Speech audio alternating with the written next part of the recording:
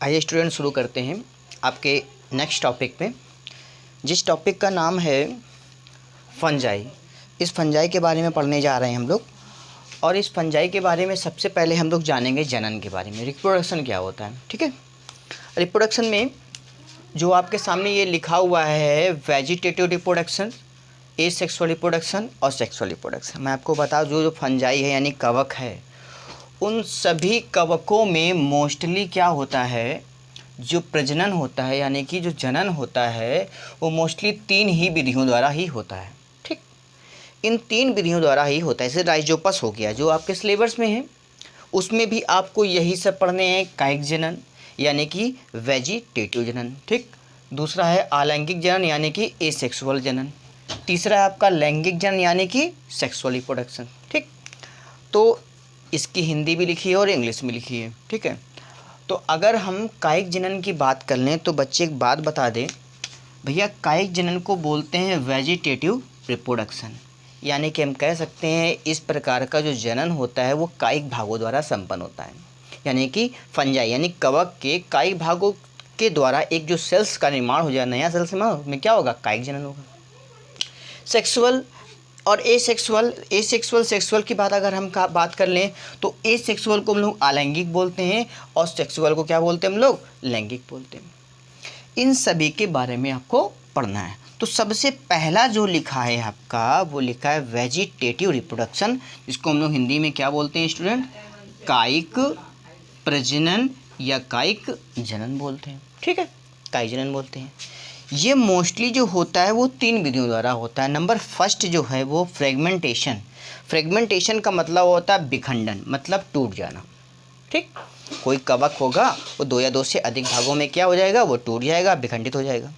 By budding यानी कि मुकुलन द्वारा। ठीक, कोई कवक होगा वो अपनी बॉडी के ऊपर से ऐसे कुछ उभानुमा रचना का निर्माण करेगा, जिसको हम लोग बड कहते हैं या मुकुलन कहते हैं। बाइनरी फिजन यानी कि द्विविखंडन, यानी कि कोई कवक होगा उसको 2 बराबर भागों से 2 से अधिक भागों में टूट जाए। ठीक है ना, 2 भाग विखंडित हो जाए, वो द्विविखंडन कहलाता है। तो ये तो अभी नॉर्मल आपने जाना। ठीक है ना, एक एक टॉपिक को आप अच्छे से समझेंगे कि वेजिटेटिव रिप्रोडक्शन क्या होता है, विखंडन क्या होता है, मुकुलन क्या होता है, एक एक चीज़ आपको अच्छे से पढ़ना है। तो अब हम पढ़ने जा रहे हैं आपके इस रिप्रोडक्शंस के अंतर्गत, अर्थात जनन के अंतर्गत और टॉपिक के अंतर्गत आपको पढ़ना है राइजोपस के बारे में। ठीक, राइजोपस में सारे हम आपको बताएंगे कैसे ये प्रजनन राइजोपस में होता है। तो ये टॉपिक आपका था। ये अब हम लोग पढ़ने जा रहे हैं नए टॉपिक की बात करना है। किसकी बात करने आ रहे हैं, राइजोपस की। राइजोपस एक प्रकार का क्या है, आपका कवक है बच्चों। ठीक है, इस राइजोपस के बारे में आपको जानना है कि कहाँ राइजोपस होता है, इसका मेन फीचर क्या है, मुख्य लक्षण क्या है। तो सबसे पहले हम लोग मुख्य लक्षण की अगर हम बात करेंगे तो हैबिटेट के बारे में बात करें, यानी कि आवास, कहाँ पर ये राइजोपस होता है।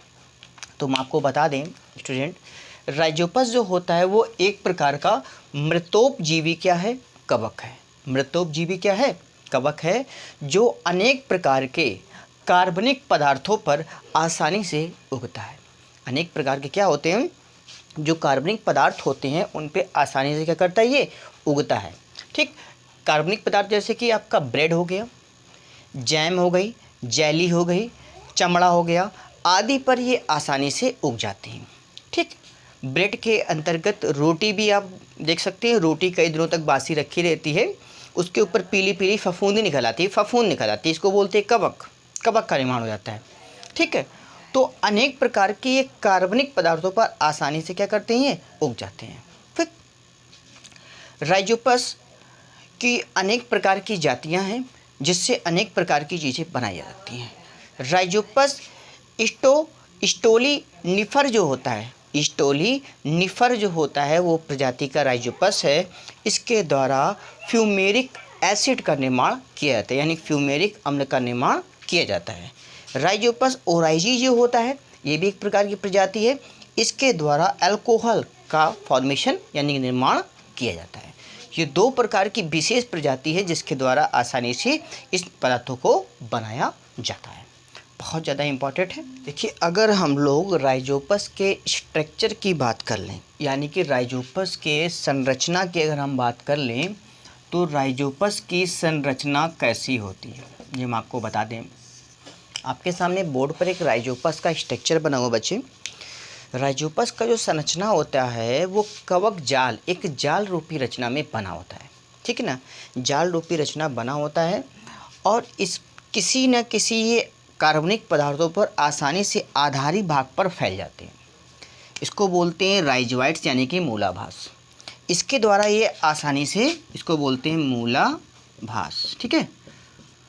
आसानी से मूलाभास के द्वारा क्या करते हैं, ये फैल जाते हैं और इस मूलाभास के द्वारा आसानी से एक तंतु रूपी रचना का निर्माण करते हैं। ये तंतु रूपी रचना है, ये आप देख रहे हैं, ये तंतु के समान फिलामेंट, इसको बोलते हैं तंतु के समान क्या होती है, रचना होती है। इसका आधारी भाग राइजोइट्स यानी कि मूलाभास कहलाता है। ऊपर का भाग क्या होता है, फूला हुआ होता है, फूल कर गोलाकार आकृति का निर्माण कर लेता है। इस गोलाकार की रचना को स्पोरेंजिया कहते हैं। क्या कहते हैं स्टूडेंट, स्पोरेंजियम कहते हैं, ठीक। बीजाणुधानी। इस स्पोरेंजिया जो होती है, स्पोरेंजिया के ऊपर एक वॉल होती है, ये इस टाइप की, जिसको बोलते हैं बीजाणुधानी धर, ठीक है। स्पोरेंजियम वॉल कहते हैं। इस स्पोरेंजियम में देख रहे हैं कि ये हमने खुली हुई रचना दिखाई है और इस स्पोरेंजियम की जब ये लेयर फट जाती है, जब ये मेच्योर हो जाता है स्पोरेंजिया, यानी राइजोपस जब मेच्योर हो जाता है तो इसकी जो स्पोरेंजिया वॉल होती है वो फट जाती है, डिस्ट्रॉय हो जाती है। डिस्ट्रॉय होने के फलस्वरूप इसमें छोटे छोटे नन्हे नन्हे सूक्ष्म हजारों की संख्या में छोटे छोटे क्या भरे होते हैं, स्पोर भरे होते हैं। क्या भरे होते हैं स्टूडेंट, स्पोर भरे होते हैं, जिसको हम लोग बीजाणु बोलते हैं। क्या बोलते हैं, बीजाणु बोलते हैं। ये बीजाणु क्या करते हैं, इसके अंदर से बाहर आते हैं। इसके अंदर से कहाँ जाते हैं, बाहर, यानी कि एटमॉस्फेयर में बाहर जाते हैं। एटमॉस्फेयर में बाहर आने के फलस्वरूप एक स्थान से दूसरे स्थान उड़कर चले भी जाते हैं। नहीं जा पाते हैं तो कभी कभी क्या होता है, उसी खाद्य पदार्थ पर जहाँ पर ये उगे होते हैं वो फिर से वहीं पर स्पोर्स गिरते हैं और फिर से एक नया स्पोरेंजिया ऐसे बन जाता है, फिर से एक नया स्पोरेंजिया का निर्माण होता है। अर्थात एक नया प्लांट, एक नया सूक्ष्म पौधा राइजोपस का निर्माण फिर से हो जाता है। ये होती है इसका स्ट्रक्चर।